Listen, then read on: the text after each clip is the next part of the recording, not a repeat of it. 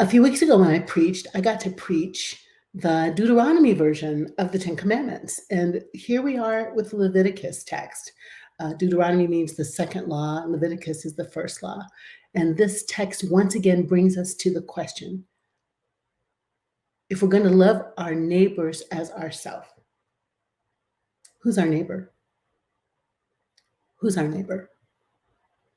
Dominic read to us so beautifully that this text says, you shall be holy. And what does holiness look like? Holiness means you will not take vengeance on your neighbor or bear a grudge against any of your people, but you shall love your neighbor as yourself. Love your neighbor as yourself. The word neighbor comes from the Old English that means the farmer closest by. Isn't that interesting? The farmer closest by. You shall love the one who lives closest to you as you love yourself. In the Greek, the word as that sits between love neighbor and love self is the word os. And os is an equal sign. You shall love your neighbor exactly as you love yourself, in exactly the same way as you love yourself. But guess what? Maybe that's part of what's happening. Maybe we've got a whole bunch of folks running around who don't love themselves at all, and therefore can't really love their neighbor. Now, I don't know about you, but I fall in and out of love with myself at least twice a day. At least twice a day. I'm feeling great. I nailed some kind of public speaking thing and woohoo. And then I get in another situation and I think, gosh, how did I miss that? That was so stupid of me. I feel like a failure. I feel weird. And then my self-love is shaky. And I'm a confident person. But the world can make our self-love shaky, right? The national narrative. COVID has us bound up in our house. Most of us don't imagine that our lives fully matter to this administration or to the policymakers. White is right. Capitalism runs amok. Unless you're a billionaire, you're not economically secure. This is a shaky container, if I can use that word, a shaky space for self-love to develop. And for many of us, it's just difficult. We're kind of embarrassed at how hard it is, right? There's so many messages coming into our heads, into our hearts. Your Blackness isn't good. Your queerness isn't good. You are too heavy for that part that you've gone out for. You're too broke to save up for the house that you want. You're too insecure to get the partner that you want. All of these messages can shut us down and make us feel broken and scared as opposed to confident and lovable. And that's just the on the surface stuff. The deeper stuff, the way this nation is built on a fault line called race, the way the colonizers came and took this land from the indigenous people when it was called Turtle Island, the way the African people were kidnapped and bodies used to build this land on their backs, the way immigrants struggled to pass for white. All of that stuff is in the individual stories that make us who we are. So we've got the day-to-day malaise. We've got the personal narratives that sometimes make us feel insecure. And then this broader story of American history, our story. Frankly, it's not the stuff of love. It is you're built on hatred, you're built on oppression. How do we become people who love ourselves fully? It's a challenge. And so just like the story of our nation shapes us, these individual stories in our lives shape us, and we find ourselves looking in the mirror saying, who am I, and do I matter, and do I count? And when we feel that way, at least it's true for me, when my self-love meter is low, I feel cranky, I feel brittle, I feel strange to myself, I feel insecure, and that doesn't make me a good neighbor at all. How about you?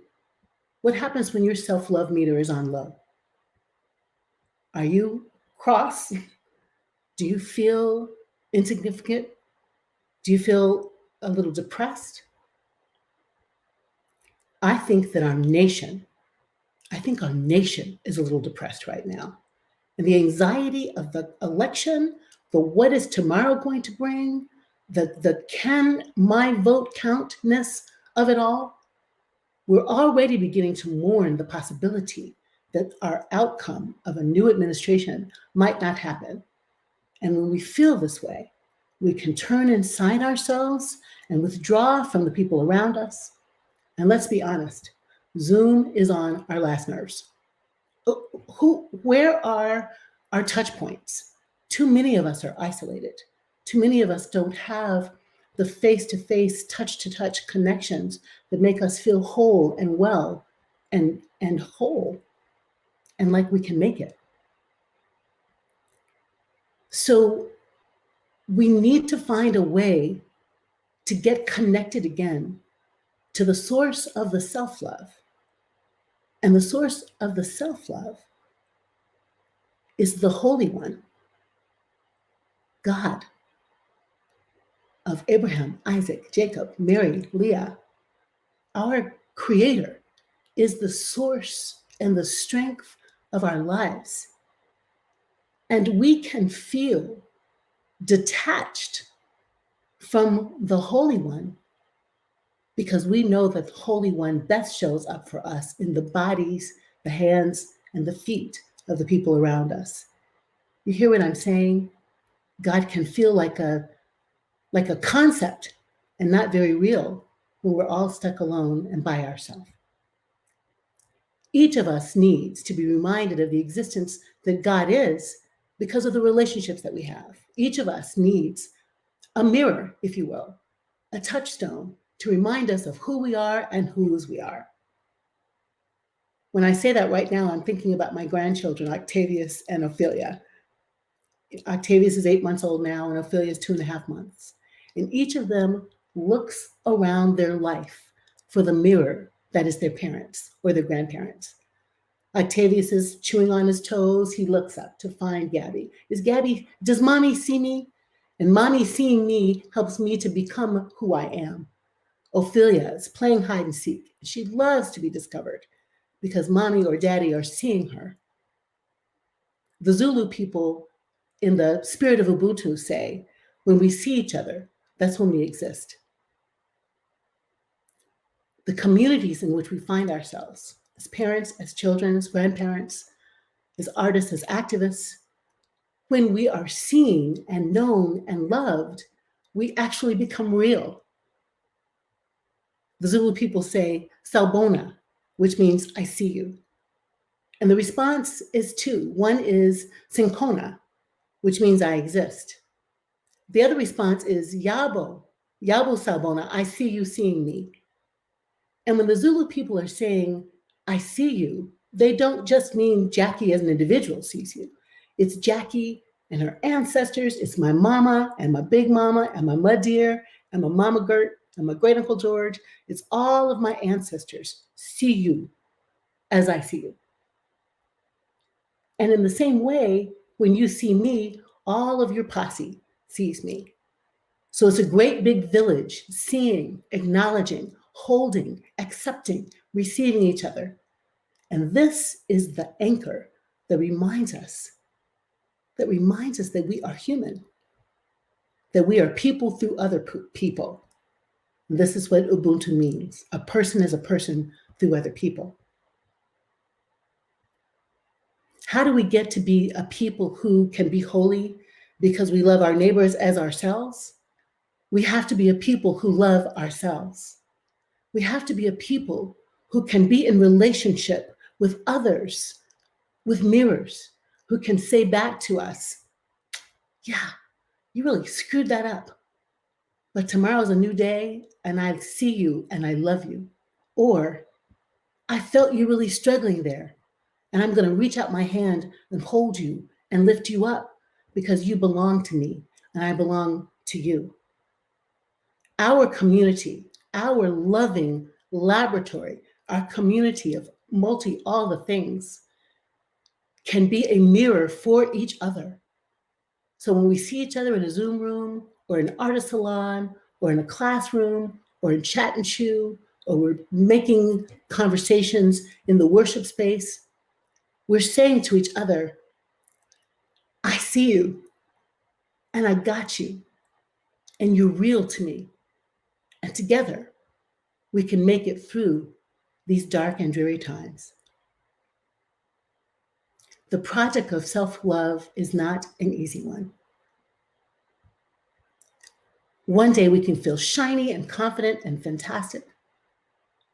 And the next day, a cloud can travel across our face, a disappointment in our life, and the love that we need in order to love the other can feel like a tentative and tenuous thing.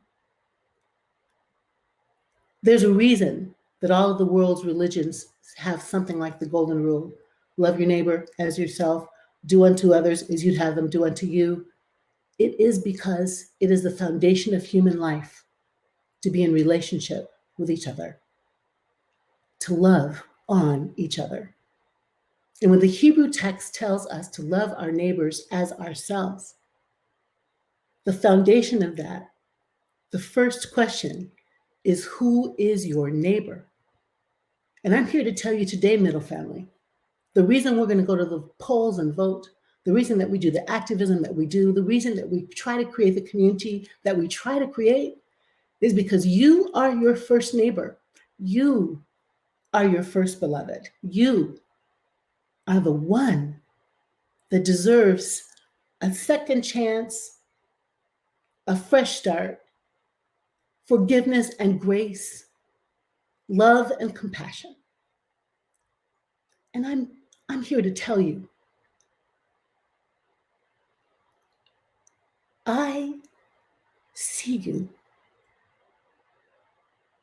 I see you praying. I see you crying. I see you mourning. I see you laughing. I see you going to sleep tired and waking up struggling, but waking up nonetheless. I see you losing loved ones and showing up to care for their families. I see you showing up to care for one another. I see your generosity. I see you link up to take care of each other. I see you caring for aging parents. I see you making tough decisions about end of life. I see you nurturing the older people in our community. I see you, badass, amazing, wonderful you. And I want to invite you to take your smartphone or take your mirror and flip it around and take a look and say, I see you to yourself. And I love you to yourself. And I honor you to yourself. Because you are the beginning of the love revolution. All of it rests on our ability to love ourselves so we can love our neighbor. It's a beautiful day in the neighborhood.